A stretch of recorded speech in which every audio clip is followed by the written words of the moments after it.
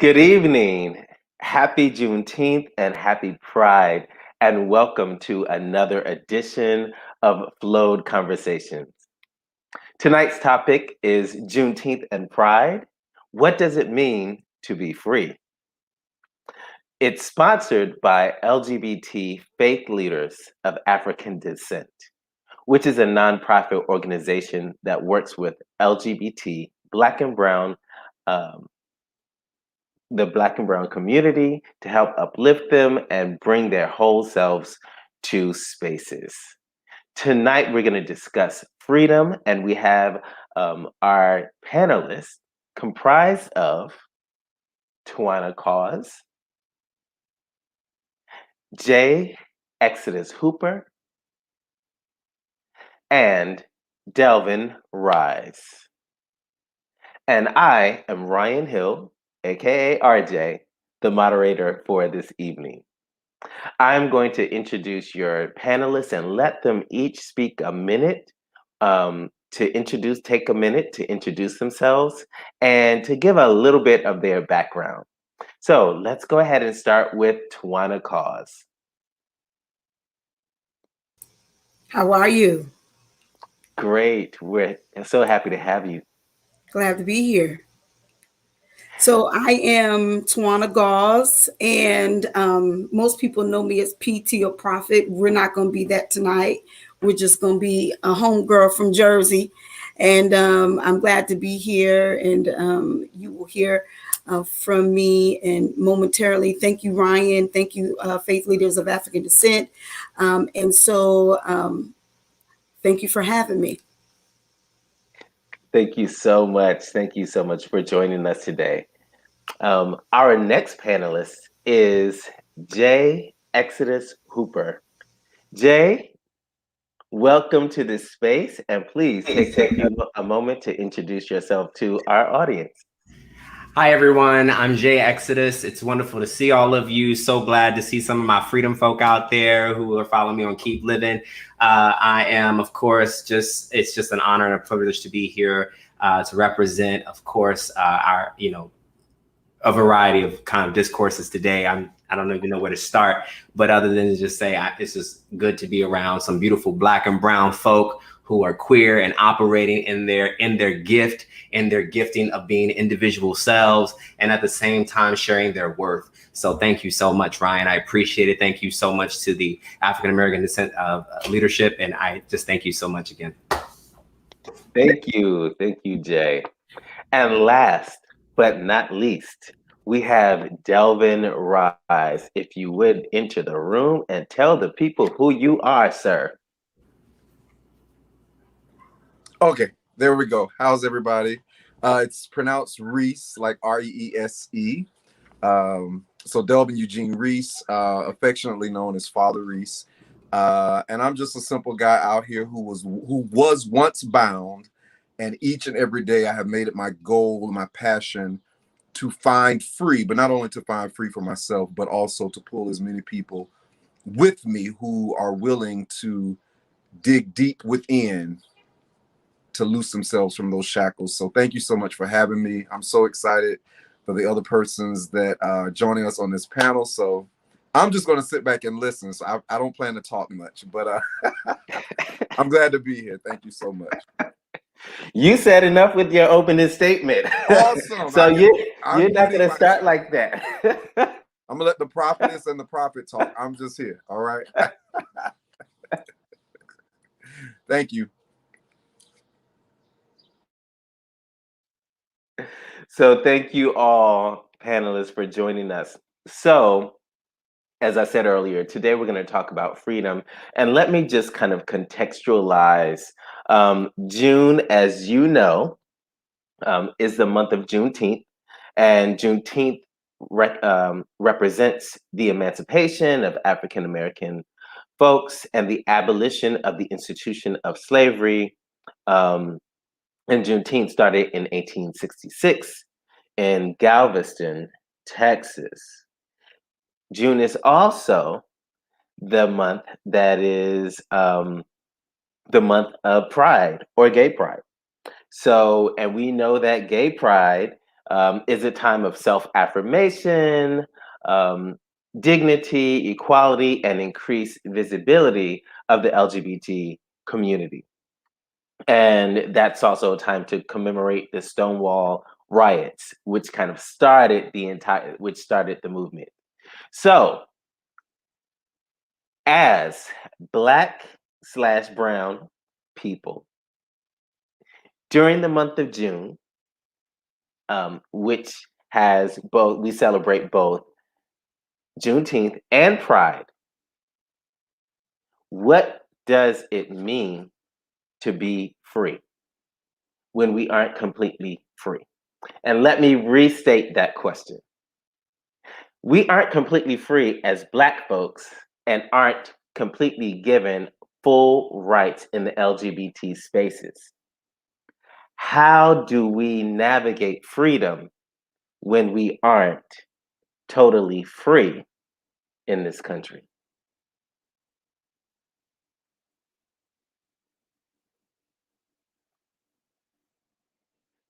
Who wants to start with that one, responding to that question? And if I need to, I can repeat it.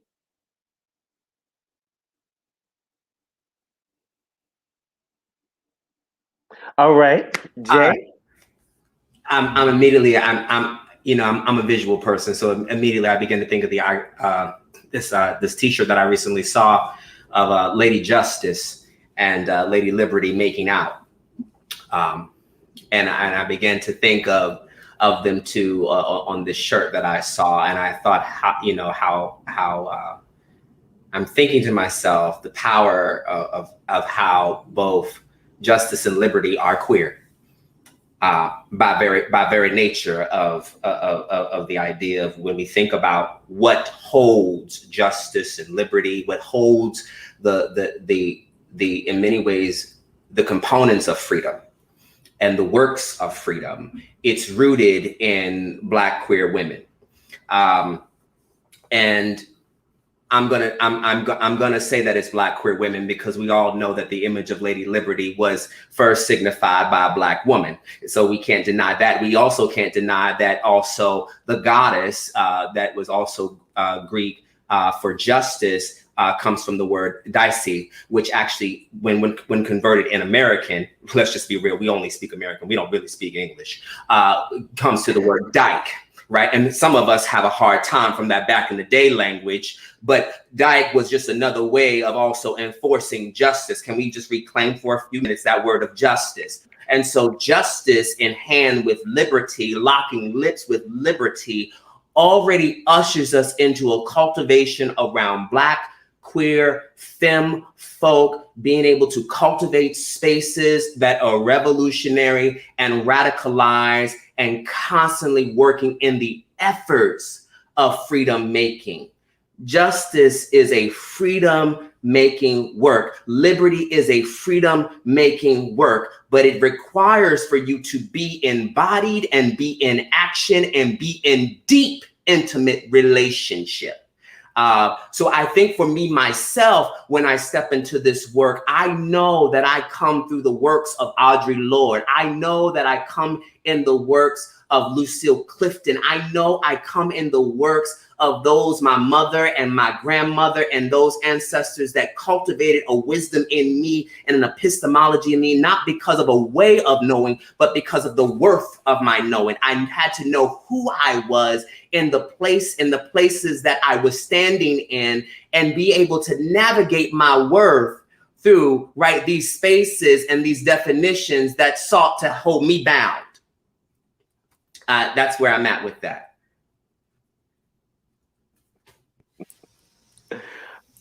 As a queer woman, because I identify, as all of it. My one of my spiritual mothers said, that you are a drag queen incarnate. I said, well, I'll take it all. I'll take it all because I am free enough in my soul to know that freedom is not something that you choose. It's what you do. It's who you are. It's who you become. It's who you evolve to. It is who you manifest as. It's who you show up as, your full grandest self. One of the things in my freedom, I got over the opinions of people early. And because people have a tendency to framework you and create a narrative for you, if you don't rewrite that narrative and put your own words to your story, not the story that was created for you, but the story that you write and you tell and you live and you live out every day, freedom is not going to show up just because it's something that let justice run down like a mighty stream. It's not going to be that. It is going to be when you put your body on the line and show up as your whole self. Just like Jay was saying, those women, but not only those women, but those strong men who pushed. Those strong men who pushed and became the foundation to it. And I'm not a man hater. I'm not a lesbian, a queer woman because I hate men. As a matter of fact, I love men. Matter of fact, I could probably be with a man. I will probably be the man, and he will probably be in the skirt, and it would be okay. And it's so, so for me, it's one of those things that will show up authentically and unapologetically, and freedom in the context of not being free is just really can I be Twanna tonight bullshit. And until you decide to be free, you just won't be. So I digress. Come on, Father. Oh my gosh. Wow. I feel like that's a huge question, simple question, but huge, right? And I was looking up and I was going to go and find a really deep definition on freedom, but I found one that's very generic, and it says freedom is having the ability to act or change without constraint. And the me being a Christian boy, grandson of a deacon, I was reminded of the scriptures. It says, beloved, I wish above all things that you may as prosper, find free, and be in health, even as your soul is prospering. So in a world that has so many boxes around our freedom, that is why it is imperative, I believe, for us to find it within first. Because in this world of marginalization and all of these boxes that are being built and the perceptions of others and all of the things that we have to fight through, there are always going to be boxes that will prove us to not be free. But once you find free in your soul, and you find health in your soul, and you find the light and the water and the fountain of youth in your soul, and not only that, but you find God himself, nothing will be able to shake that. I don't care what this world does. So that's the freedom that I like to speak of and that I like to encourage, is that we find it within first. And that's going to require a lot of us, all of us, to go all the way back to that inner child, that inner person that needed conversation but didn't get it, that was hurt and wasn't able to heal, and no one was there to be able to heal that space. So this freedom thing, I know in this world we're living in now with social media, it is depicted as turn up, drink, smoke, fuck everybody you want to, do what you want to do, and I'm living my own life. But that's really rebellion. Freedom in your soul means that I do what I would normally do at any point, and my soul is still anchored on the truth of who I am, regardless of what people think, feel, or do. So again, freedom for me is to be able to move, irregardless of whatever situation I'm in, whatever force is coming against me, I'm still free. Still free. Ooh. Wow, thank you. Oh my goodness, you all have given me something to chew on. I love how Jay started with Black women being the image and the modality and the template through which many of us have found freedom and find freedom. And I love how, Twanna, you talked about not being stagnant and being yourself, and freedom being an evolutionary process. And then Rhys, mobility and leaving the construction, the boxes that society has placed us in, and that kind of leads us to where I want to go. Um, because concepts of who we are, we're socialized. Many of us are in places where we are socialized to present a specific image. If you're a male or woman or person, present a certain image. If you are Black, brown, or other.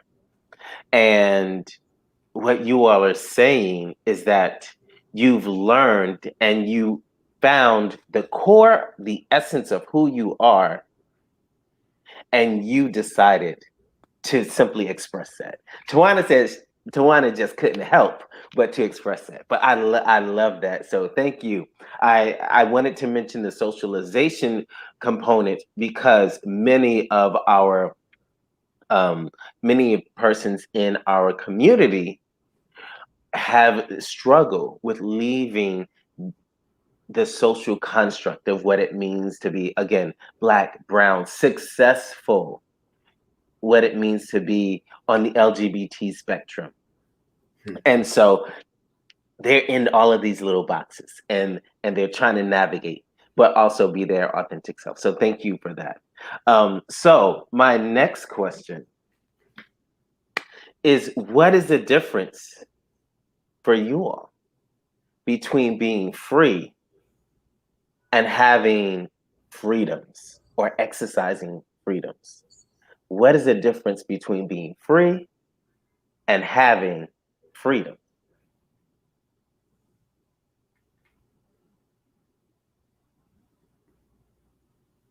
All right, Twanna, you are smiling. We're gonna go ahead and start with you. That smile is just kind of pulling me over to you.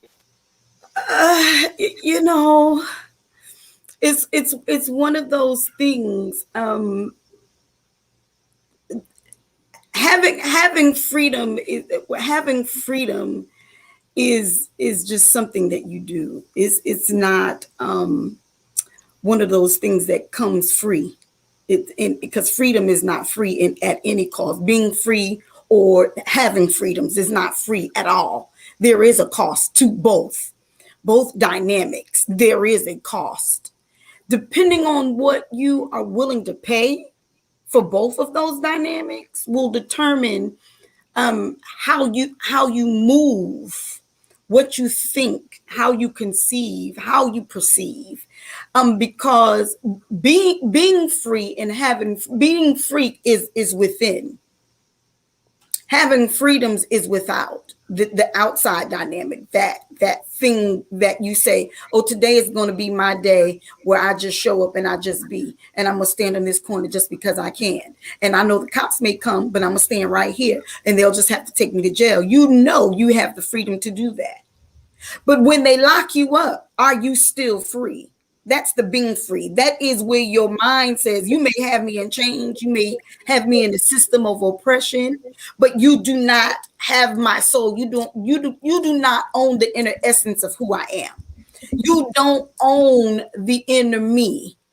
And the enemy of your soul may say, well, girl, you in jail. And the enemy will say, but I'm still free.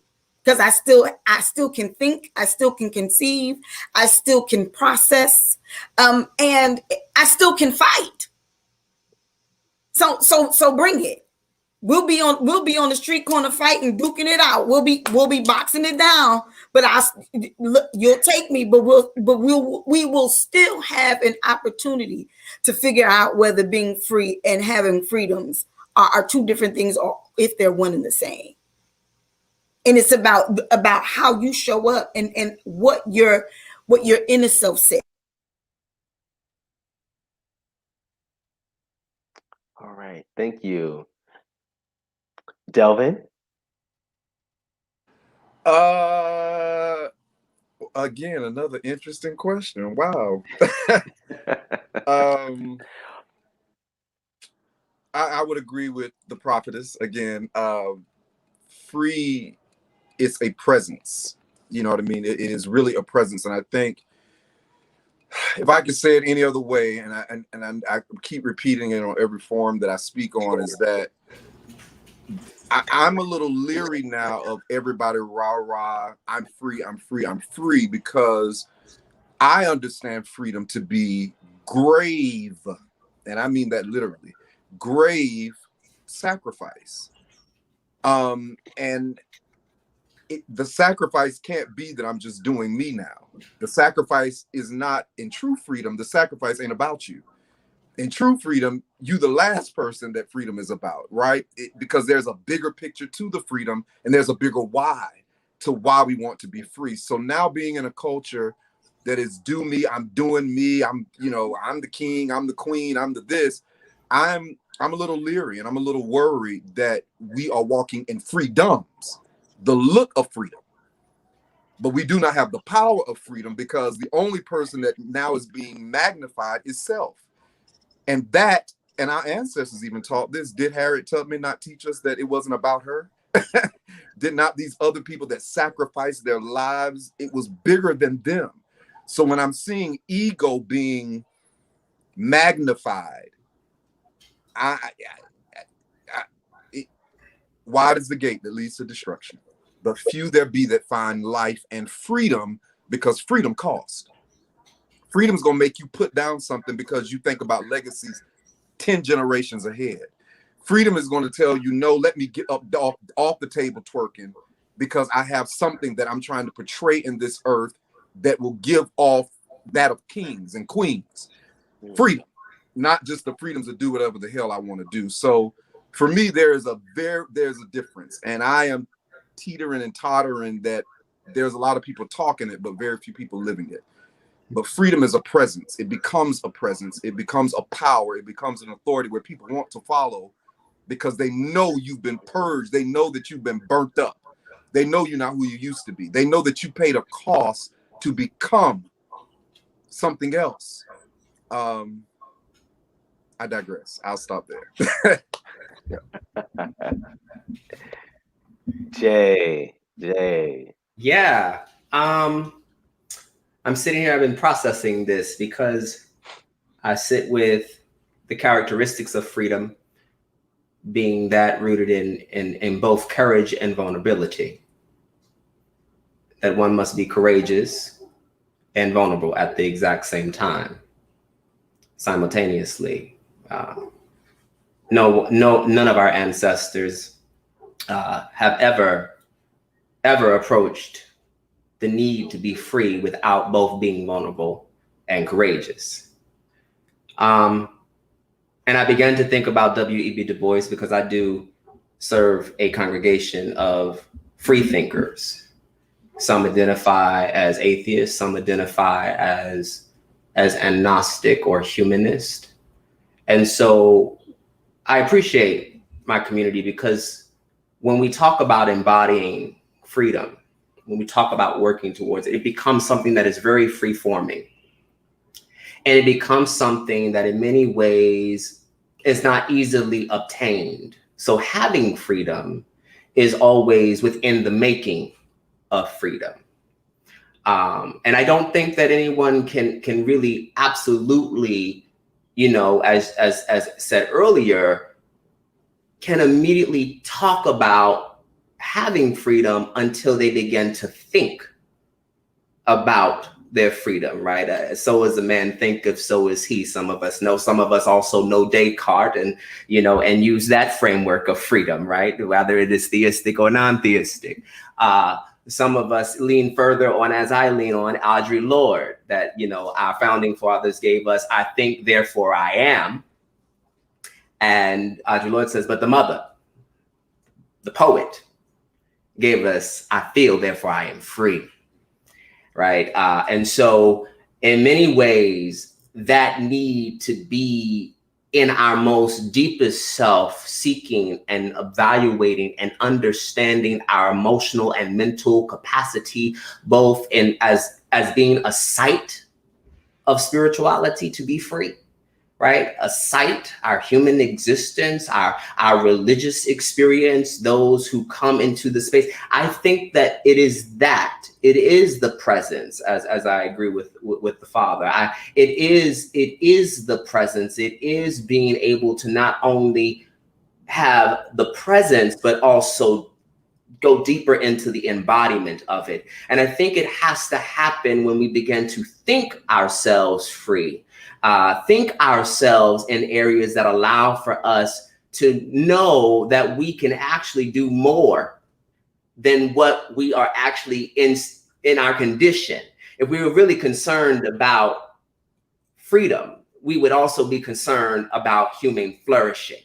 And a lot of us have situated ourselves based off of the human condition, but we don't get to the human. We cannot stay there a lot of times unless we really want to operate in the freedom that we've been seeking after and our ancestors have been seeking after, right? And continuously doing that work, because the goalpost of freedom moves further and further and further out as the generations come forth. Well stated, well stated. I love how each and every one of you started with how the internal sense of being free actually is expressed and becomes a communal searching for freedom and in a communal expression for freedom. And so me, is coming from the Apostolic Pentecostal Church. You know, when we talk about, know Jesus as your personal Lord and Savior, and you get saved and filled with the Holy Ghost and all that kind of stuff. But as a community, we don't build a hospital. But as a community, we expel people. But as a community, when we are not advancing freedoms for all in that Black or brown community, or all in that Black or brown religious setting, then we don't really understand freedom. And I love how all of you played with how the ancestors paid a price. And all of you said that put bodies on the line. Black women, Black men put their bodies on the line. Freedom ain't free. But in this moment, we're able to enjoy liberties. And it is our duty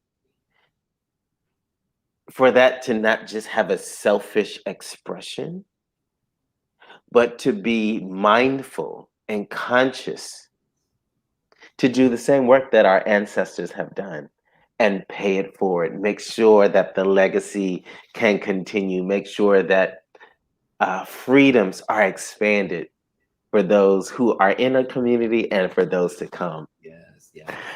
That touches my heart. Thank you, thank you, thank you. Powerful words from three powerful people. Woo! I like this. I like this. I feel free in my pride shirt right now.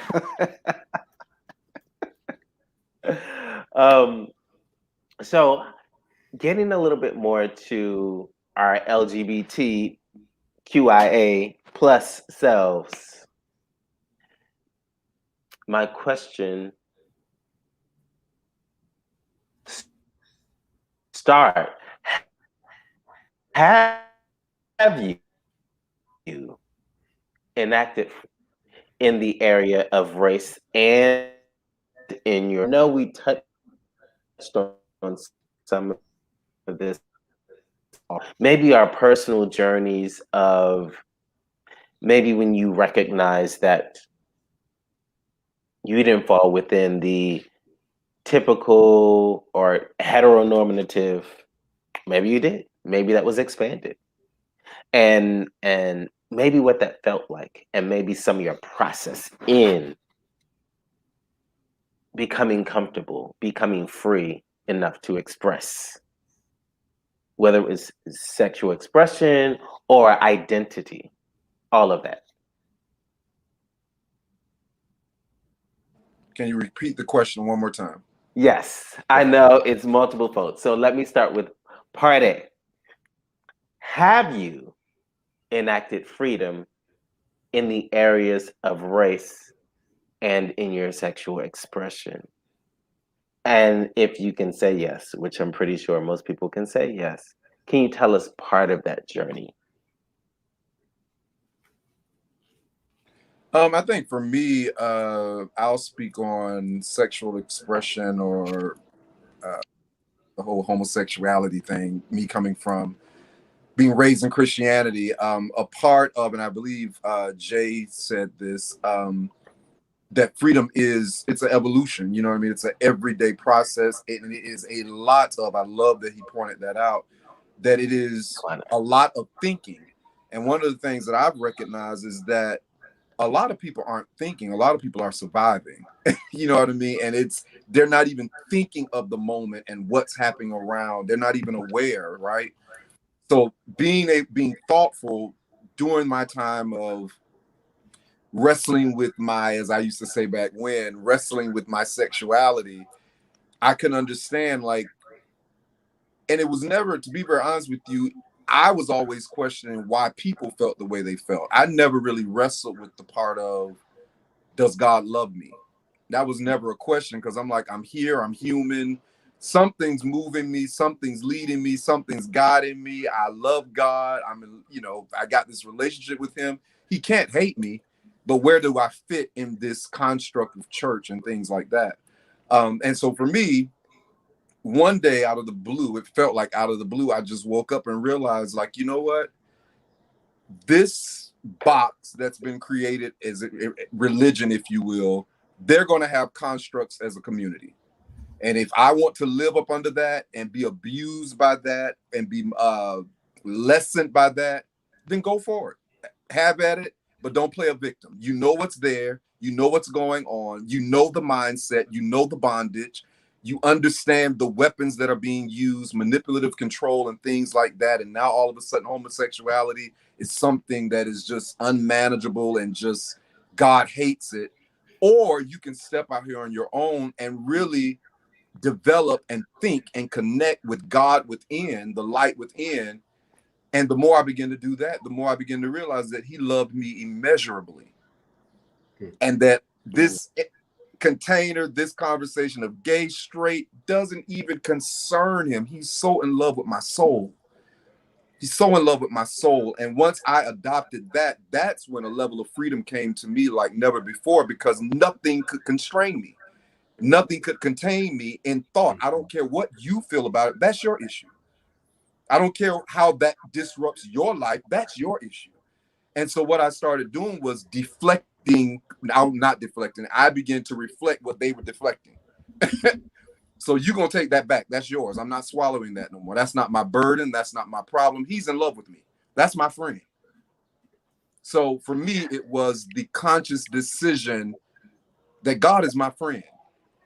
And as you begin to dig, as we talk about in the Christian church, you commune with him and love on him, and he's leading you, and you're seeing him show up in so many situations, and you've seen him save people from death. You've seen him touch your mom. You've seen him provide when you didn't have anything. All of this while I was gay. And after a while, you just realize, you know what, this construct, that's for y'all. And now I need to make a decision as a part of my freedom journey if I'm going to live among it, or if I'm going to walk away from it and search for and live this life of freedom with me and God alone. And so for me, that was the process of divorcing a lot of conversations, a lot of things that were planted, seeds that were planted. I had to go and think and dig that stuff out and go to God and say, now, God, this is who I am. What we going to do with this? And all I could ever hear and all I could ever feel with so many things, so many areas of confirmation, that I love you, little Negro. I love you. I love you. I love you. I love you. Ain't nothing gonna change. You can't do nothing to change it. I love you. I love you. Point blank, period. I love you. And that's what I want people to understand, that is the part of freedom that is the most liberating, when you realize that your creator is madly in love with you. And nothing is going to be able to change that. And this conversation about homosexuality and people accepting it, that's their stuff. Because once you find that freedom, I can sit in a room with people that hate gays and don't be bothered. Do you hear me? totally unmoved. Preachers, pastors, anybody, unbothered. You're ignorant. I'm fine.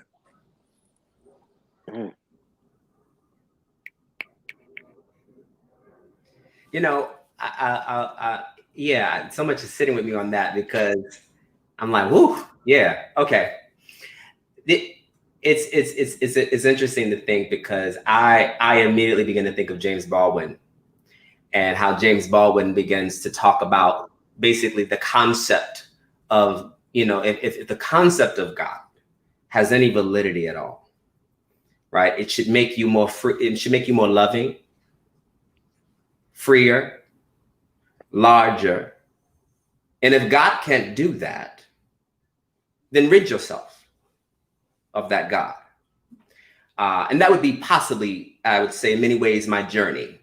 I did come up from an apostolic background, particularly holiness. So we just want to be very clear about that. That's on a bow with the, I'm a washboard kid, okay? I played washboard, okay?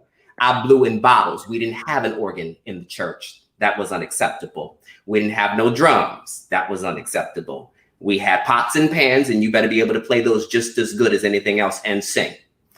Okay, I come from roots. But I also had to respect that the work that was being done in my life, I did not want to tease out my ancestors to a point where they would not be able to recognize where this was coming from. And in many ways, I appreciate where I have been able to journey because many people cannot journey where I'm at. And it is a queer radical space because when we think about places where we immediately say there is no God, it becomes a very queer space. Trust me. It is demonized, criminalized, victimized for that, right? For that very reason of it being considered a dry place. But manna does fall still from heaven, for those who do remember that story. And I sit with that manner a lot of times because there is a great foundation that I still sit with. And I think of that idea of what James Cone reminds us in the Spirituals and the Blues is that it's not that the secular rejects God, he ignores God. And so I oftentimes ask many of my friends, does God have to be in the equation?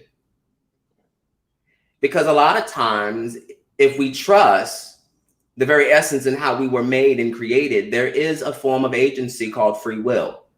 And there is that existential understanding that we not only have agency, but we have the urgency. And Audre Lorde also reminds us that in many ways, too, that the work is that we were never meant to survive. Black, brown, queer folk were never meant to survive. So, Father, you are absolutely right. We don't do much thinking. And unfortunately, we rest in spaces where I used to rest in places for a long time. The church was not a critical thinking church.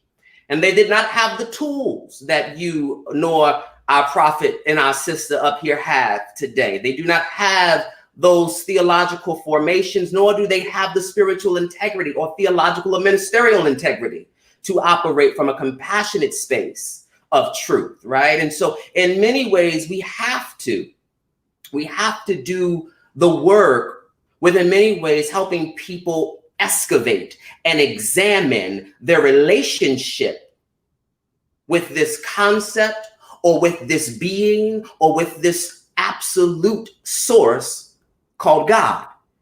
And so if God is going to be anything, then I'd rather show and reveal my best human capacity as a reflection to be larger, loving, and more freeing than I was before, right? And that's what brings me into being Black and queer within my humanity. Whew. You know,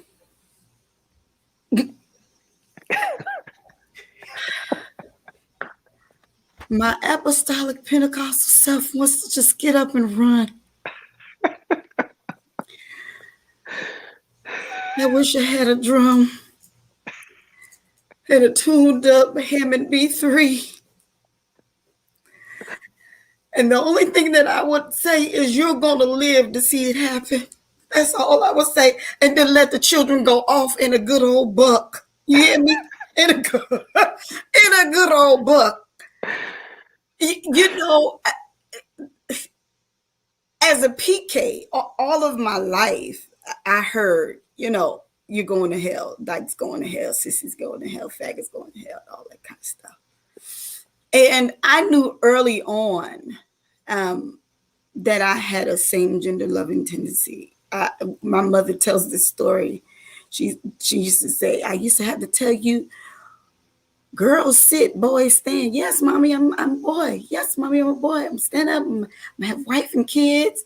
She says, no, honey, you're not gonna have wife and kids. You're a girl. You're gonna have a husband and kids. I said, no, I don't want a husband. And I remember those moments. And I remember one of my dear friends, and she was my best friend as a kid. We were playing hide and go seek, and we used to hide together. And I remember one of those times we were hiding, we ended up kissing. And we was everywhere she went, I went. Everywhere I went, she went. And we just kissed all the time. We just wait for them to find us. And we try to find places where it would take a long time for them to find us so we can do things. And I remember my sisters catching us. And she said, oh, I'm telling mommy. And I remember my mother beat me with a boar bristle brush. And she said, I'm going to tell your father. And I remember my father comes and he tells us this, and he beats me again. And I swore that I would never tell anybody, not, you know, my parents at least, because I believed my parents when they said they would kill me. Said, I'll kill you and make another one just like you. And I believed them when they said it. And so the struggle wasn't my peers and the people that was around me. It was my own listening and hearing what they said. And then my prayer had become, well, God, if Jeremiah 1 is what it is, before you was in your mama's womb, I knew you. I formed you in my image and my likeness. If Genesis 1 is right, and I don't mean to be a theologian tonight, God didn't come on here to do that. But if Genesis 1 is right, let us make mankind in our image. Then at least God would have to be a trans man or trans woman. God would have to be there would have to be some kind of tendency with, and so I remember coming out of a relationship with a young lady, and I was on the road and preaching and prophesying and all of, and my name had begun to be out there on the circuit, and she said, if you don't call me, I'm gonna call your mother and your father and tell them. I said, well, that's it. Here it go.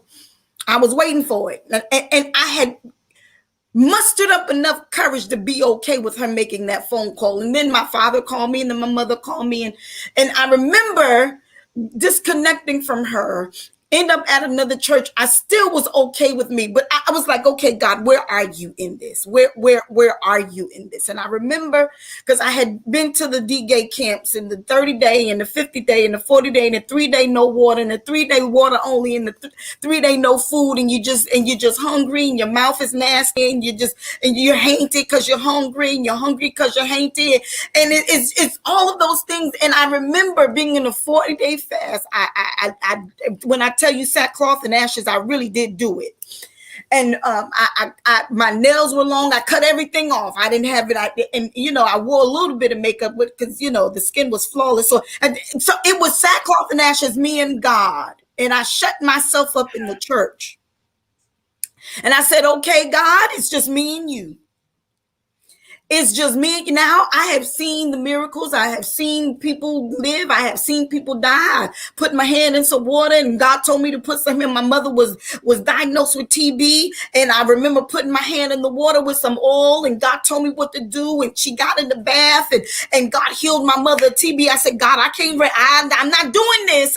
So I've seen the miracles happen, and I told the Lord, I said, God, where are you in this? And round about day 18, and I was just on water and juice only. That was it. I came out of the church on the weekends just to get myself together for Sunday service, and my best friend, and round about day 18, 17, 18, I was in prayer, and I called, and I was on the altar, and I said, okay, God, this is it. This it. Whatever you say, however you say, I'm just gonna live. And if it ain't you, then we gonna figure this thing out. And I remember being on the altar, and I just like I'm talking to you, and I'm just praying, and I just sat in silence, because I believe that prayer is a conversation between you and the God of your understanding. However you believe God to be, whomever you believe God to be, there is that conversation. And so I waited in silence. And just as I'm sitting, I'm waiting, and I heard this voice say, who told you that I had a problem with you? Where did you get that from? Where did you get where did you get that from? I made you. I formed you. I know you. You're mine. You belong to me. You're not disconnected from me. We're not on we on speaking terms. Other people are not on speaking terms, but we on speaking terms. We can communicate very well. We do. We communicate very well. And so when I heard the voice, and I'm looking around like, okay, now I know your voice. I know where you sit. I know your essence. I know your spirit. And the voice says, who said? I got up. I started gathering all my books. That's all I needed. Who said that I had a problem with you? You're the only one who sees to feel like this is a problem, because you want the people to be okay. You want you want your voice to be what they listen to, and they will hear you in your truth. Scripture says, sacred text says, God seeks those that would worship, and they that worship must worship in spirit and in truth. You can't be full of the spirit and not have no truth. And truth about you. That truth is not about somebody else. That truth is not an exposure of somebody else's idea or ideation of you. It's the truth that you have from within for you by yourself. I called my best friend. I said, E, come get me. She said, girl, your fast ain't over. I said, oh, yes, it is. She said, well, where you want to go? I said, the first place I want you to take me to is the beauty supply store and the nail shop. Take me to the beauty supply store first, then take me to the nail shop. I need to get my nails and my feet done, and I need to go and get me some stuff for my hair. And she said, well, you are? I said, I'm fine. I had all my books. I had gathered myself. And when I got to church the next morning, there was a liberation and a freedom. And I was up and I was singing and I was doing praise and worship. And honey, I was caught up all by myself, because I knew I had an invitation. I knew that I had a word from God to be and to sit and to live as God's creation, as the divine daughter that I am, as the essence of queerness that I am. I am not disconnected from God and the divine goddess. I am not disconnected from them at all. I am not disconnected from the Orisha.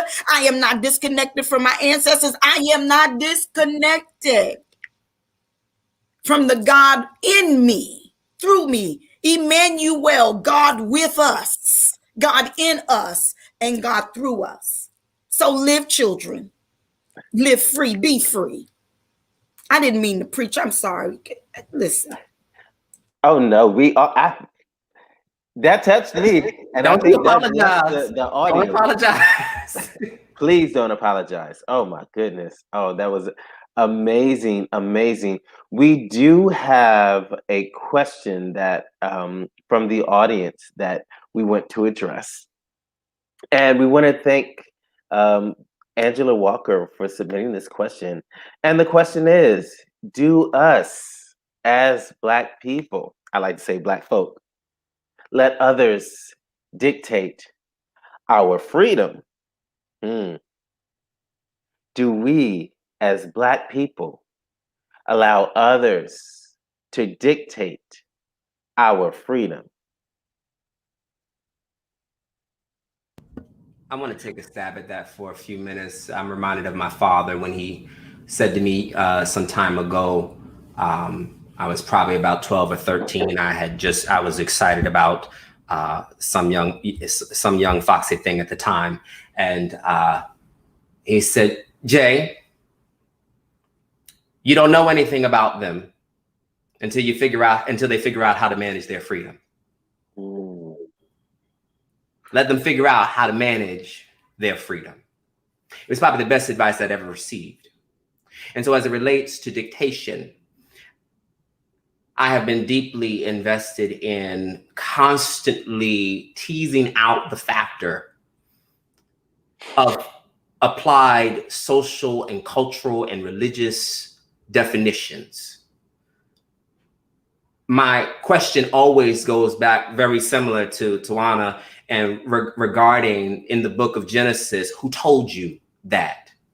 Always needs to be the question, not the question as a sense of rejection, but a question of opposition to protect your integrity, to protect who you are and how you move and live and have your being.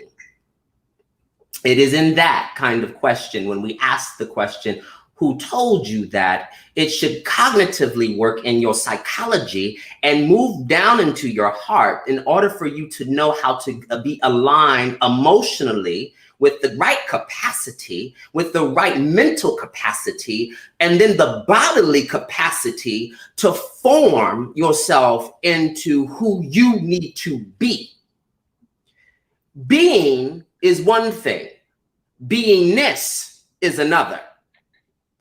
Some folk need to work on their beingness. We have used too much of other people's dictation, like National Geographic's. If you look over here to your left, you will see that Black people do this. And we become a stereotype, a statistic. We become a category, an array of only what I consider to be a monolithic of diversity. And that, number one, that's not Blackness. That's not being Black. That's not being queer. And so none of that kind of being is rooted in freedom. If you want to attach yourself to freedom, focus on Black beingness. Focus on queer beingness. That is an operation that is rooted in an autonomy and much of an integrity, much of an accountability that is rooted in who you are and your moral compass. But you've got to align yourself. You've got to first align yourself with understanding what your moral compass is. No matter what your tradition is, don't get hooked on social, religious, and political definitions that are seeking to oftentimes, in many ways, put you in, excuse me, I'm going to go a little Greek here, Procrustean methods. Now, Procrustes, if you don't know, Procrustes was a Greek god. When you experience Procrustes was a Greek god who had a bed. Black and queer folk go through this all the time. I watch it, and it's saddening and sickening. But they find themselves in these social definitions where Procrustes kind of lays them on a bed. And if you know anything about Procrustes, if you were too big for the bed, Procrustes would cut off your limbs. If you were too small for the bed, he would stretch you out, always trying to make you fit into something that you were supposed to understand. Some of us have Procrustes experiences being dictated onto our life. We've got a lot of Procrustes phenomenons happening in our jobs, in our churches, in our families, and we don't know how to break free. Folk have already cut off our limbs. And the sad thing is, white folk have already cut off our limbs. White society has already cut off our limbs. Straight society has already cut off our limbs. And when we get into the community, our own community, we begin to cut off the same limbs, and we don't have nothing left to give. So I advise you to know for yourself your own Black and queer beingness so that you can engage your freedom and your liberty, because that is why this work was done. That is where theology is rooted. It is the ability to wake up every morning, in the words of James Cone, and seek meaning for who you are.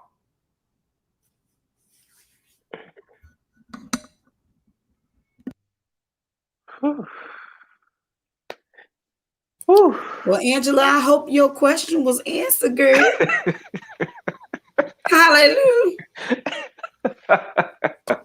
That's orphan plate. Where's the orphan bucket? Now, church, govern yourselves accordingly. You pass out the offering bucket, I'm gonna make it rain over here. Oh yeah. Whew, wow. I felt that being and beingness and expressing the essence of who we are. Wow, you said it, you said a lot, Shay. Oh, oh. It's so interesting because as as the question alludes to other people's influence on our ability to be free, or our ability to express freedom in this country, I'm reminded that now Juneteenth is a federal holiday. But how long did it take to prosecute George Floyd's murderers? Whew. Breonna Taylor's murderers are where? So that says to me, and we talked, you did mention earlier about freedoms, and I'm thinking of this as a symbolic symbol so that we stop the search for it. It's simply a symbol, simply a token that, wow, now we have this celebration of Black freedom. But we don't have true Black freedom here. Black lives still don't matter. And they just kind of, it's like, oh, it's something to pacify so they don't march, so they don't show up at the polls, so they stop memorializing, and so they stop talking to the media, and so they stop boycotting certain companies and products, so that we go back to what's normal. But what you all mentioned earlier is that the goalpost of freedom changes. And so keep fighting. We must, as Black folks, must keep fighting until until women are free and there aren't restrictions on their body. Until trans women don't have to worry about their safety and they can walk down the street. Whew. Does anybody else want to talk about that? Because I thought that was, I was like, wow, this is a federal holiday. But Black folks during the pandemic still didn't have access to care. We had to have Congress come up with policy so that people couldn't get evicted.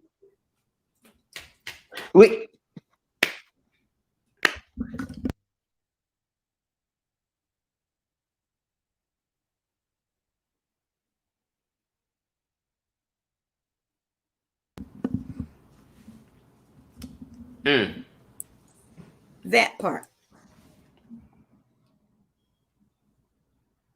That part. But we have symbols. We now have a bronze statue of George Floyd sitting on the bench, I believe in Philadelphia. But this is the thing, it won't take long before we find ourselves in another situation of iconoclasms, fancy word for just destroying images, because that's what we like to do.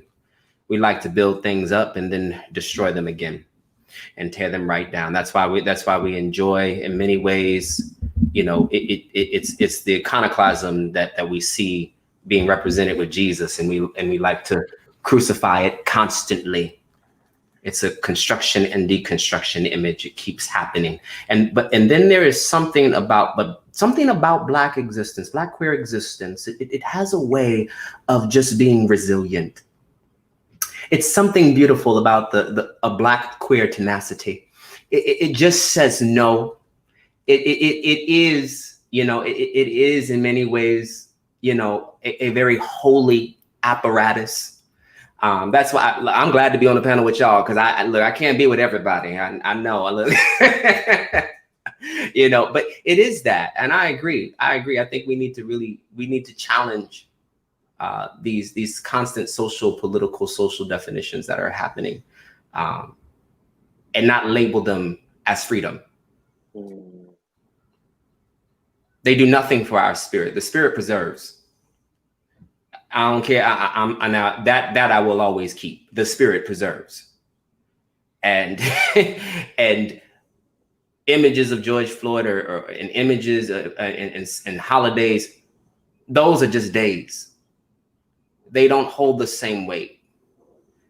You know, they don't hold the same weight. That's why it's important. I've always found it to be important to be free from those things too.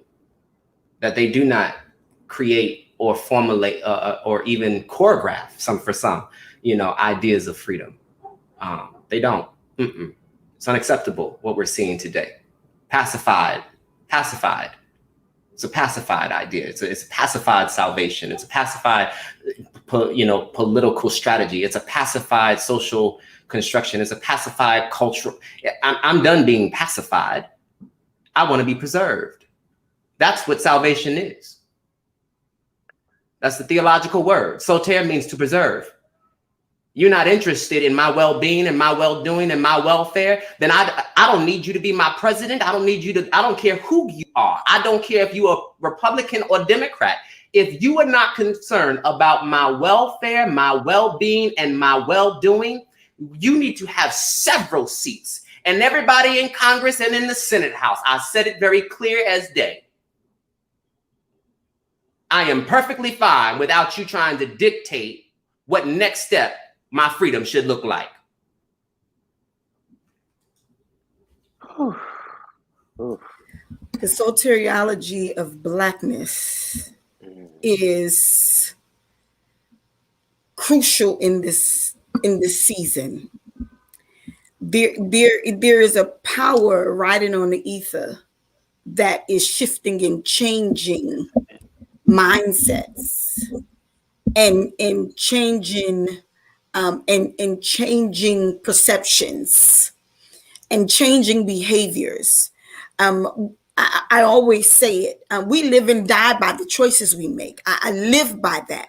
I live by it because we have free will. That the divine gave us that at the garden. If Genesis 1 is right, it says you can do anything except this. And then we chose differently. We chose to operate in a space where we get to explore. But in our exploration, we have come to know and come to realize that there is another source. There is another resource. There is another conduit. There is another way. There is another responsibility. There is another fuse. There is another level of accountability that we still are not allowing ourselves the space and grace to live into that. Because we want what we want, when we want it, and how we want it, and because we choose death.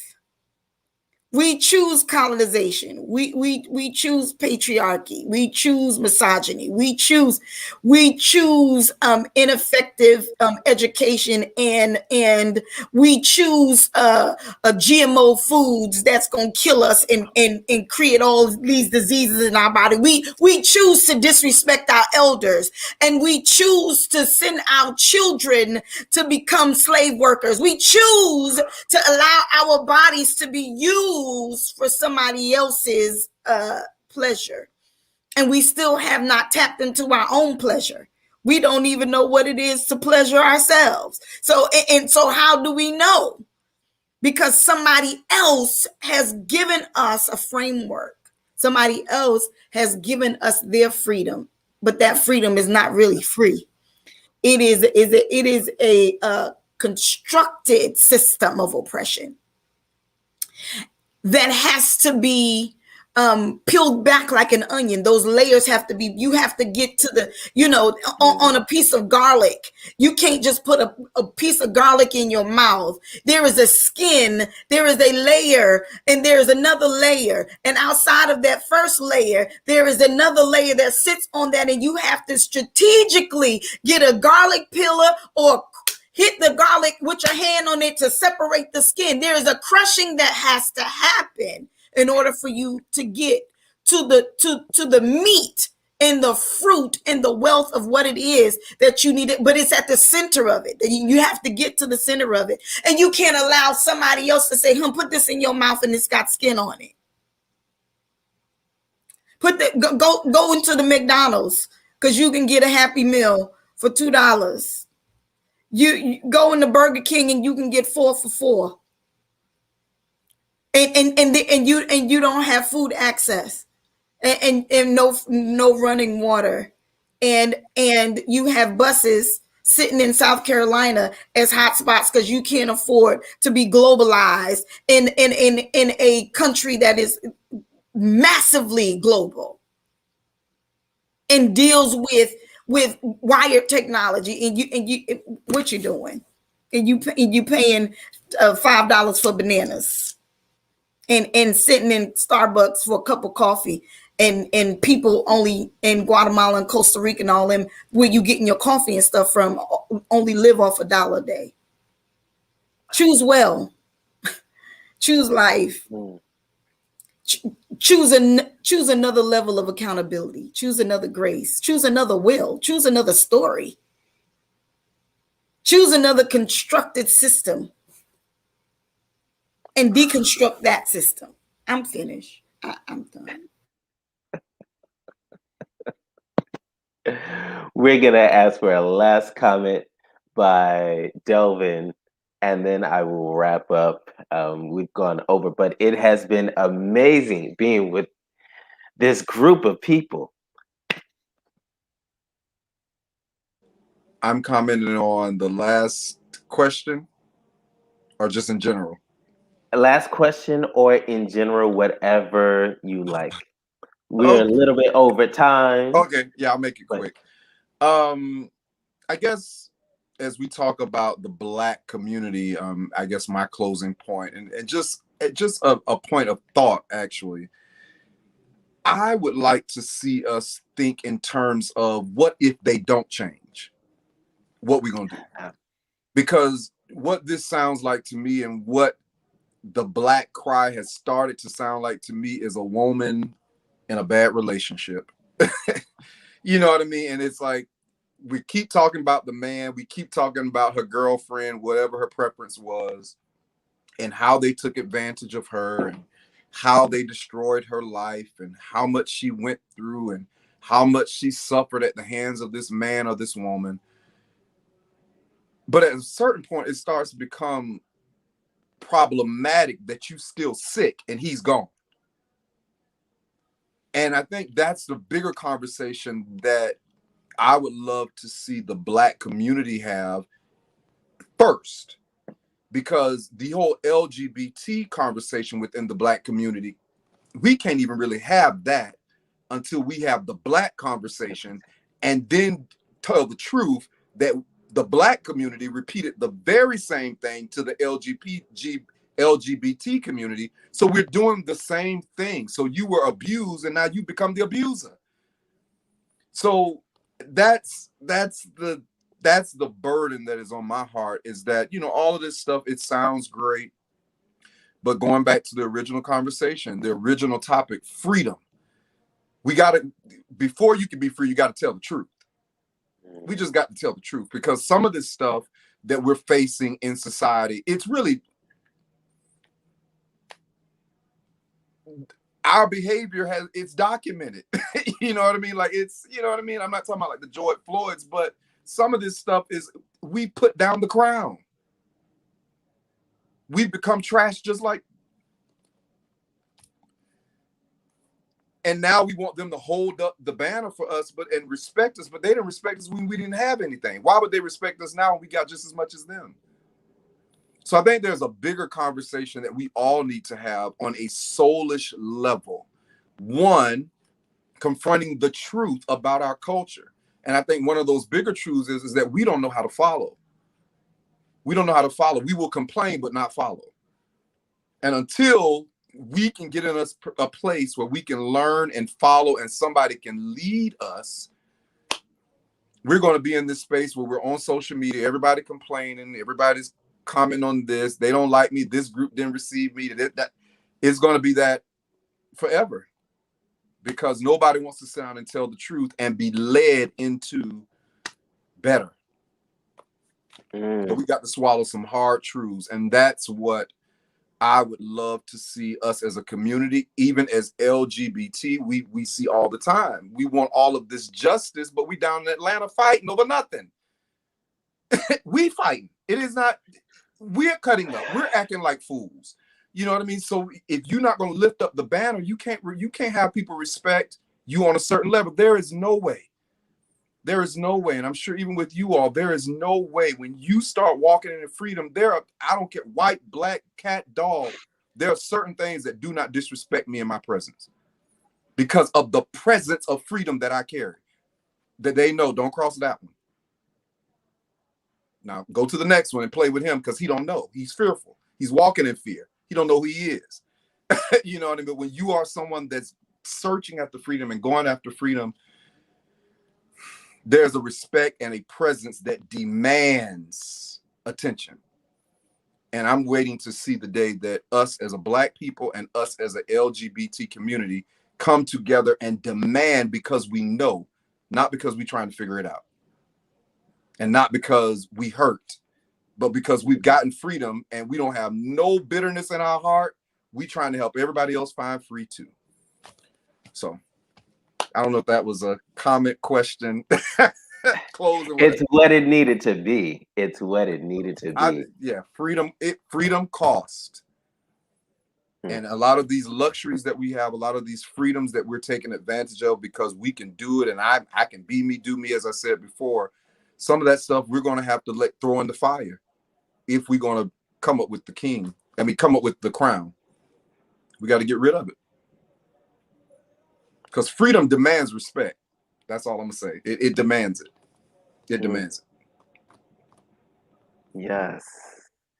Thank you. This has been an incredible panel discussion. I have immensely enjoyed each one of you and your experience and your wealth of knowledge and education. Because the humanist is preaching and the prophetess is preaching. All of y'all are preaching tonight. So I just want to close out and say, enact your freedom by leaving social constructs and connecting with the inner divine, loving yourself. And when you can find that your freedom, when you can actualize that, join with the greater community so that we can fight for the collective freedoms. Until next time, we will be back next month on the third Thursday in the month of July. Be free. Good night.